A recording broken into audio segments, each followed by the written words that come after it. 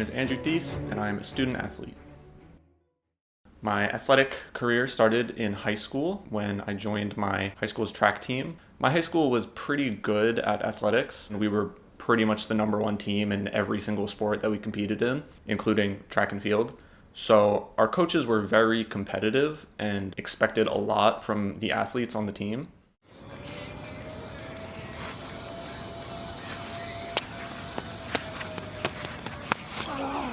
Like senior year is when things started getting actually serious. For the throwing events, I was supposed to be our biggest point scorer. That is, I think, really what started all of the pressure.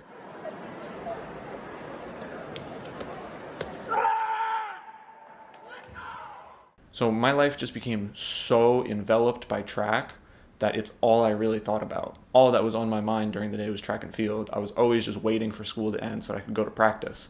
And I'm becoming aware of all the pressure and the expectation that is being placed upon me. I think it's really started breaking me down mentally. I mean, I think I was aware at the time of how stressful it started getting, but I was so committed to the sport that I just kept going, and I didn't mind all the pressure and all the stress that was building up because I knew I was enjoying it still. And I knew there was expectations coming from me. So I performed very well that season. Although I had achieved exactly what my team was expecting from me, I was completely unfulfilled because I was only number 55 in the nation, which sounds impressive. But me personally, all I look at is the 54 kids that were better than me. And I think I'm not good enough because I should be at the very top of this list. It's like any compliments that people would give me or any achievements that I would have didn't mean anything to me because they weren't the achievements that I wanted. They weren't being at the top. Of course, I am now at FIT, and they do have a track team that I am competing for. However, it is very relaxed. Here, there is no pressure from my coaches, from my teammates, or anyone to score points for the team.